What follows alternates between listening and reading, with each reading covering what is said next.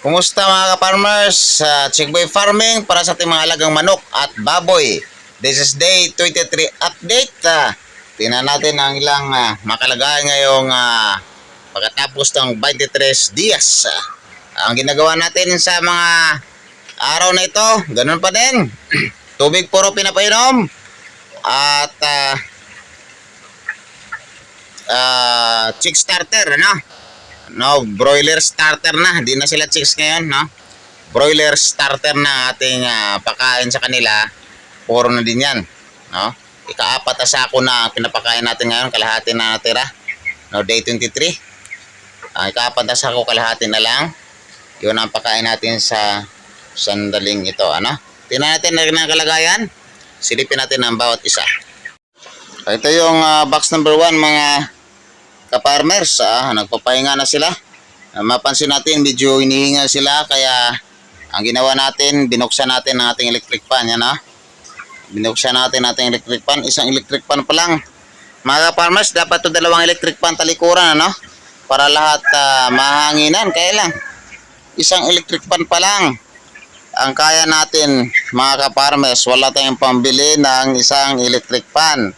At ito pa, hindi pa rin natin sila matimbang kasi hanggang ngayon wala pa rin tayong timbangan. Wala tayong pambili ng timbangan mga ka-farmers ang saklap, no?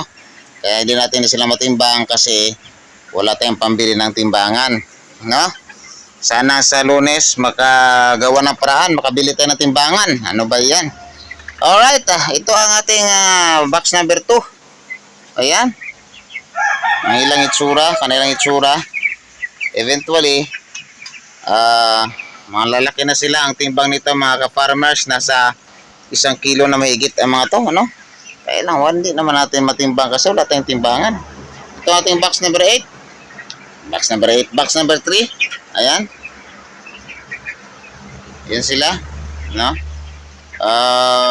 Hingal sila. Kaya na dapat 2 ang electric pan natin dito patalikuran, no? Lahat magkakaroon, ano?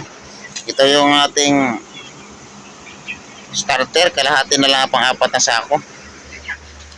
Itong box number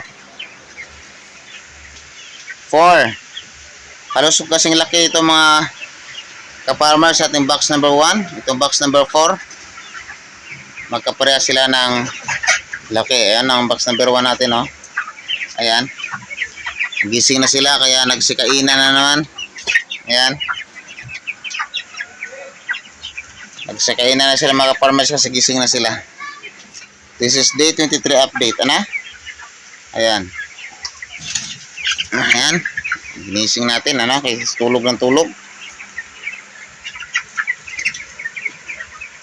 Dapat di sila matutulog pag naiinitan kasi ma-stroke sila mga ka-farmers. Ayan. Ayan na. Yan ang lagay nila. At yan natin electric fan. Halos dito lang 2 ang nahanginan. Yung kabila wala. Wala tayong magagawa. Isa lang ating electric fan. Yan ang update natin sa day 23 mga farmers. Isa lang ating electric fan, kaya yung kabila lang ang nahanginan. At ito pa, hindi natin sila matimbang kasi hanggang ngayon wala pa rin tayong timbangan.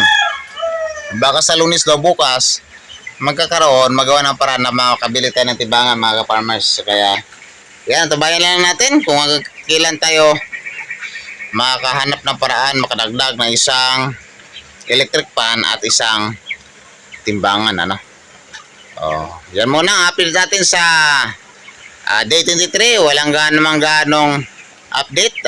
Nakita lang natin na kulang ang ating electric fan at timbangan. Yan lang ating update for now. Alright, hanggang sa muli. Chickboy Farming. Adios.